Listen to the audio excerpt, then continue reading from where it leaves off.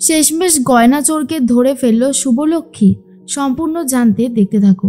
গল্পের শুরুতেই দেখা যায় ঋদ্ধিকে বরণ করতে থাকে ঋদ্ধির মা। কিছুক্ষণ পরেই ঋদ্ধি যাবে বউ আনতে।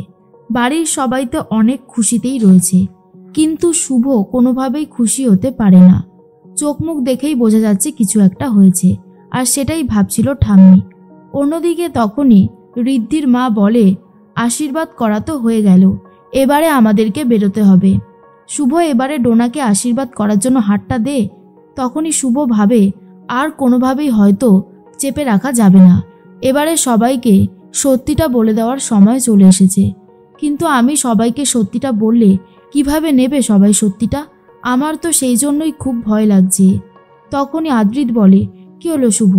মা বলছে হাতটা বার করে দাও, এরপর তো সবাই বেরোবে, তুমি এইভাবে দাঁড়িয়ে থাকলে কি করে হবে? তখন মেজমাও সেই একই কথাই বলতে থাকে। এর মধ্যেই শুভ বলে, হাতটা নেই, হাতটা চুরি হয়ে গেছে। আর এটা শোনার পরেই ঋদ্ধির মা সেবন্তী তখন বলে, এটা কি করে সম্ভব? মা তোর হাতে সংসারে চাবিকাঠি দিয়েছিল সব কিছু দেখে রাখার জন্য, এবারে এই হাটটা আমি কোথা থেকে নিয়ে আসবো? ডোনার জন্য আমি অনেক স্বাদ করে ওই হাটটা বানিয়েছিলাম, তোর কি কোনো কাণ্ডজ্ঞান আছে?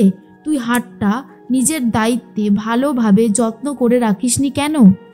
শুভ তখন বলে, বিশ্বাস করো মা, আমি হাটটা আলমারিতে লকারের মধ্যেই রেখেছিলাম, কিন্তু কিভাবে যে গায়েব হয়ে গেল আমি তো এটাই বুঝতে পারছি না। তখনই আদ্রিত তো ভেবেই অবাক হয়ে যায়, এত বড় একটা কাণ্ড ঘটেছে, তবুও আমাকে কোনোভাবেই কিছু জানানো হয়নি কেন?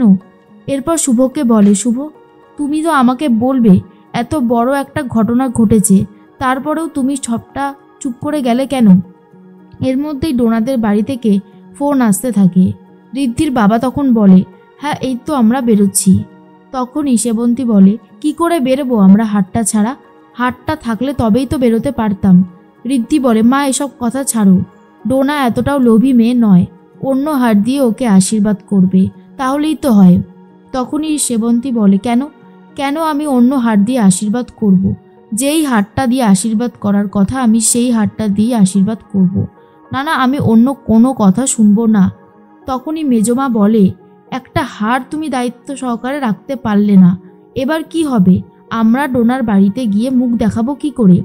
তখনই দাদু বলে, তোমরা সবাই শান্ত হও, ও তো ইচ্ছে করে কাজটা করেনি, বাই চান্স হয়ে গেছে। কিন্তু আমি ভাবছি এই বাড়িতে থেকে এই হাটটা কে সরাবে? মেজমা বলে, বাবা আপনি বুঝতে পারছেন না, আমাদের শুভ গরিব ঘরের মেয়ে, ওর পক্ষে কি এত কিছু করে রাখা সম্ভব ছিল না তো, তাই জন্যই গণ্ডগোলটা হয়েছে। শুভ তখন বলে, একটা কথা আমি অনেকক্ষণ ধরেই বলার চেষ্টা করছি, ডোনার জন্য বানানো হার, মেজমার গলায় যে হার, দুটোই হুবহু এক দেখতে। মেজমা এই কথাটাকে মেনে নিতে পারে না আর বলে, দেখেছো তোমরা, ও আমাকে চোর বলছে, তার মানে কি আমি ডোনার হারটা চুরি করে পড়েছি? ও তো এটাই বোঝাতে চাইছে। না না, আমি আর এটা কিছুতেই মেনে নিতে পারছি না। তখনই আদ্রিত বলে, কি হচ্ছে কি শুভ, তুমি মেজমাকে চোর বলছো কেন, কিসের জন্য? তখনই শুভ বলে, আমি মেজমাকে চোর বলছি না, আমি শুধু এটাই বলতে চাইছি যে হাড় দুটো একই রকমের। তখনই সেবন্তী প্রচণ্ড রেগে যায় আর বলে, দেখেছেন তো মা, আপনি কার হাতে সংসারের চাবিকাঠি তুলে দিয়েছেন, যে বাড়ির বউ হয়ে আর একটা বাড়ির বউকে এইভাবে অপমান করছে, এটা কি মেনে নেওয়া যায়? ঠাম্মি তখন বলে, আচ্ছা ঠিক আছে, তোমরা সবাই একটু শান্ত হও, তোমরা যদি এরকমভাবে রিয়াক্ট করতে থাকো তাহলে কি করে হবে? আমি তো বলছি সব ঠিক হয়ে যাবে, আমরা বরং ডোনাকে অন্য হাত দিয়ে আশীর্বাদ করছি।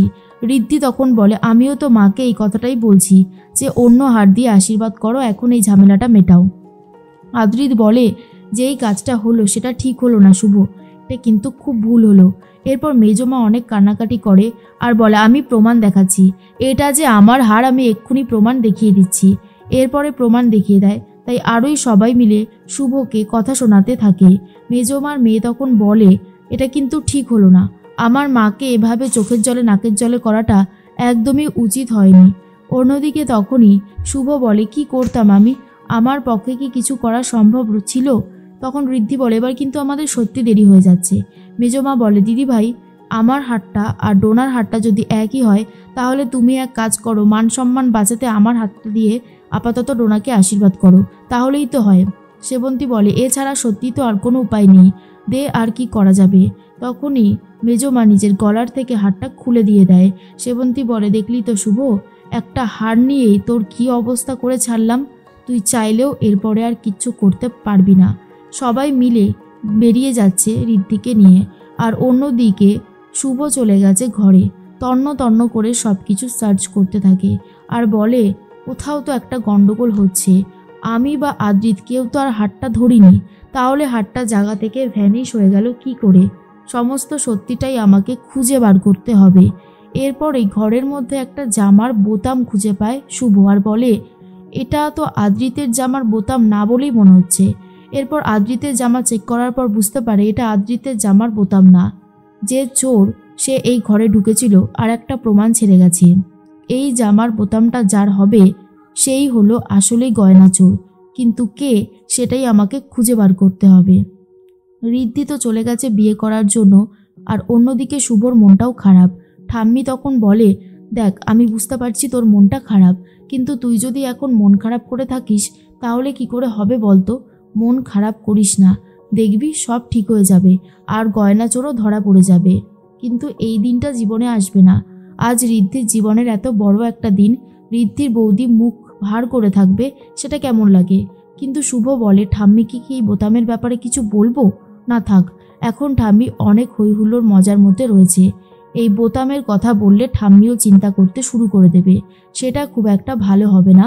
তার থেকে বরং আমি এই ব্যাপারটাকে হ্যান্ডেল করার চেষ্টা করি। এদিকে শুভ সব কিছু ঠিক করার চেষ্টা করছে, আর অন্যদিকে সেবন্তী ভাবে শুভকে ঠিক এইভাবে নিজের জায়গাটা প্রতি মুহূর্তে আমি বুঝিয়ে দেব।